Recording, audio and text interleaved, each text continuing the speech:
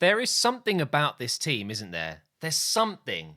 There's something there. It's really quite promising.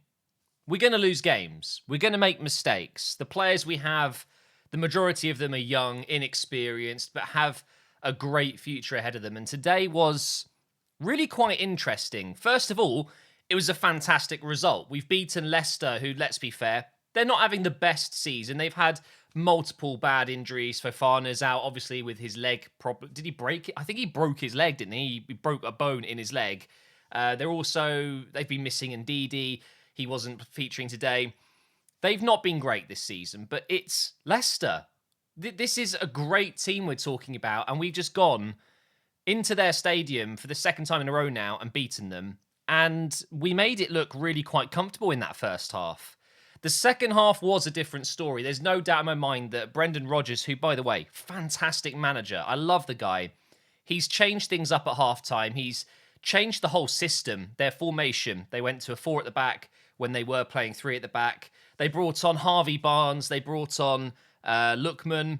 And they looked like a much better team. So for sure, that was a learning experience for Brendan Rodgers and his team today, at least. I mean, I'm not saying he needs to learn, but you know what I mean. They saw clearly it wasn't working. They changed it. And Leicester were the better team in the second half. There's no doubt about it. But guess what? Clean sheet. There were times where I thought Leicester were going to score. And I think that would have been very bad news. Being 2-0 up was great for us in this game. It really was. But what you've got to remember is, especially when it's 1-0, you know, most of the time we're 1-0 up and this happens. But you then concede and you can very easily capitulate. Your heads can drop. And before you know it, they score again. And now they're winning the game. With a 2-0 lead, there are similarities. Of course, if they were to score while they were playing so well in this second half, to be 2-1 with the fans behind them in their home ground, they probably would have scored again. Let's be honest, Arsenal fans, it probably would have happened. But it didn't. It didn't happen. And I've got to say, that is down to energy. Sheer energy. Ramsdale radiates energy from in the goal. And honestly, Ben White and Gabriel, unbelievable. They work so well together. I know Arteta said recently that Gabriel's still got issues with the language. He doesn't speak English fluently yet still. I think Tavares coming in is really helping with that. With Tierney out and Tavares coming in, of course, they speak the same language. Tavares and Gabriel, they're forming a great little partnership down that left side as well. But I think a lot of credit does need to go to Ben White. You know, a lot of, I guess the wrong word is hate, but there was a lot of, what is the word I'm looking for? His price was, he's an expensive player for sure, and he hasn't necessarily done much in his career. He's just a promising young English player, but there was a lot of doubters, a lot of people saying that he's just not worth the money. And whilst it's still early days and he could well have an awful few months and then obviously things change, but as of right now, he looks like an absolute gem of a signing. Yes, he's expensive, but he's brought a lot of calmness to the team, and he is also a very energetic player. He loves to bomb forward with the ball, and then Partey tucks in, and then you've got more options. It creates space, and then you've got Gabriel next to him. He's definitely more of a brutal defender. He's a bit more of a shot stopper and a bit more, I guess he's just better in the air. He's a lot more physical. They really complement each other well. And honestly, if we can keep hold of this defence for many, many years to come, and then you bring back Saliba next season and he's thrown into it, and then, you know, Tierney and Tavares are only going to get better, and then, of course, Tomiyasu's just come in, and we've got maybe Maitland-Niles, I can't say his name for some reason, Maitland-Niles playing at right back at times. Honestly, if we can keep this defence together, that would be incredible. But today was all about Ramsdale. The second half was an onslaught from Leicester, and I believe in total Ramsdale made 8 saves today, I think it was, and one of them, oh my God, this is where I wish I could show clips from games. There was a free kick from Maddison, and the first thing I should say is Ramsdale's positioning wasn't ideal. He was basically in the middle of the goal. Now, typically you see goalkeepers almost pick a side, and they tend to stand on the side where they don't think the shot will go. They cover that side in case of a cheeky little dink or whatever, and then they rush over to the other side and make the save if they can. Now, there has been an interview after the game, Ramsdale talking about how he knows Maddison quite well and how he knows he's superb at free kicks. We all know it. Maddison has scored many free kicks in his relatively short career already. He was very unsure whether he would go for that cheeky little chip shot, an early shot, and go where Ramsdale would have been standing, or if he was going to take a normal free kick and just bend it over the wall. So he kind of felt like he was in the middle, and thankfully, he has made one of the most outrageous saves I've ever seen. You've got Schmeichel, Peter Schmeichel, one of the absolute greats in the Premier League. His son was playing today for Leicester, but he's tweeting about Ramsdale. He said that is one of the best saves he's seen in many years. When he made that save, I was like this. My jaw dropped. It's ridiculously good. People will argue he made it look better and it was harder than it should have been because of his positioning, but that doesn't take away from the save.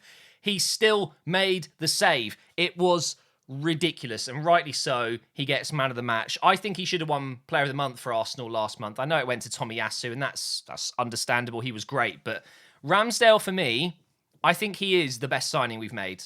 And that's mad because I was one of the people that was very much against the move at first. I just thought, wow, 25, 30 million for a player that's basically been relegated every single season. But man, we were wrong. And I think ultimately this means as Arsenal fans and fans in general, when you're watching transfer windows, we've got to keep our nose out of it. We don't know anything. These clubs do so much research and they have everything at their disposal to make the right decision, the right calls. And yes, they're going to get it wrong, but boy, Arsenal and Arteta and the whole team got it right this summer. Every single signing has been brilliant. Out of the 6 signings, who's been bad? Who's been average? I mean, I guess you could argue that maybe Ødegaard's been a little bit of a quiet signing. Yes, he scored his free kick against Burnley, but has he done anything else that's really up there for that 35 million price tag? Well, I would argue that he hasn't done anything bad at all. It's just maybe the other signings are outshining him. Tavares, less than £10 million. He looks like an absolute steal. I've already mentioned Ben White.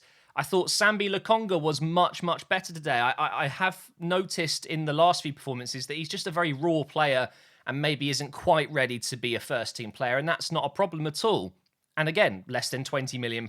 Great signing. Today, he looked a lot better. He's learning. He's young.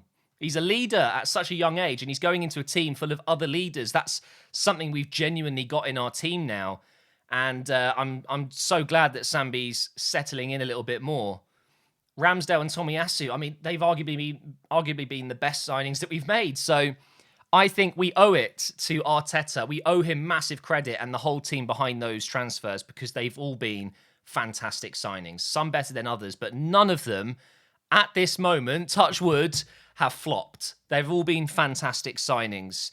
Today was a really good game, guys. It really was. It might not have been pretty in that second half, but to go 2-0 up so early on in the game, dominating the majority of that first half against a team like Leicester, who could easily be a top 4 side again this season if they get all their players back after their injuries and get some consistent runs going. But genuinely, to then get the clean sheet after the onslaught in the second half, just a real professional win today. And I'm so happy because we were in such a state, weren't we? Just a couple of months ago, we were honestly in the relegation zone. We were bottom of the league at one point with Tottenham at the top, and now we're 5th. As of right now, as I'm recording this, we're 5th in the table, having played an extra game. 3 points behind City. If City lose today, we're 3 points behind them with the same amount of games played. Do you know how ridiculous that is? We had some massive injuries at the start of the season, and obviously we had COVID ripping through the team. Go back to that City game where we played Chambers, Holding, and Kolasinac, 3 at the back. Of course we were going to get smashed. Arteta must have been so frustrated. Obviously, it wasn't good that we got battered. It's not good that we lost to Chelsea. It's not good that we lost to Brentford, but we didn't have our team. And he must have been, well, he probably doesn't read it, but can you imagine how frustrating it is when you read the feedback from the fans and you see the reaction and you just want to say to them, look, guys, just give me a month or two. I promise you, once we get our players back in, once we settle into the new season, things will be groovy. And look where we are. We've still got a long way to go. And as I said at the very start of this episode, we will lose games. We will make mistakes. We are absolutely nowhere near a top 6 team still. We're not. And that's okay. It's a very young squad. This process is going to take time. But just a quick mention on the system today. It looked very, very much like a 4-4-2 whenever we lost the ball. We had Lacazette and Aubameyang as 2 strikers and then just 2 banks of 4.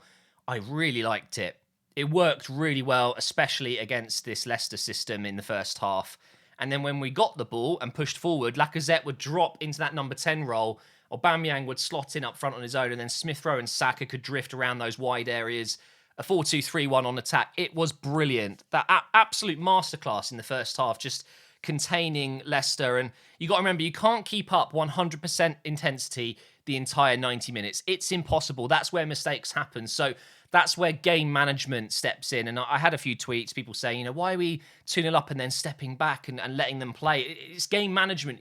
You have to have periods of the game where you conserve energy. You let them play a little bit. As long as you're not giving them chances and not conceding, it's okay to not have the ball. You don't need possession all the time. And of course, we got lucky at times with the saves and, well, is that luck? You know what I mean? I think on another day, Leicester probably would have scored 1 or 2 today. But it's just fantastic game management. And a word on Leicester, because like I said, when they get their players back, when Fofana's finally back in the team later next year, when indeed he's back up running and they're playing better, they will be, again, a force to be reckoned with. For me, Leicester are still going to be in that top 5 come the end of the season. But we needed that win today, and that was an absolutely massive win. I'm so proud of the lads. Is that 7 games unbeaten now? 4 games with the clean sheets? I think I haven't got the stats to hand right now, but we're in a much better spot right now. And I'm very, very excited to see where we are come the end of the year. We've got 2 months where typically we start to crumble. November and December, no, it's not good. So tough fixtures. But if we play like we did today, play like we did last week, play like we have since the international break, we will be absolutely fine. Thank you for watching, guys. And I'll be back on Monday with a new career mode episode.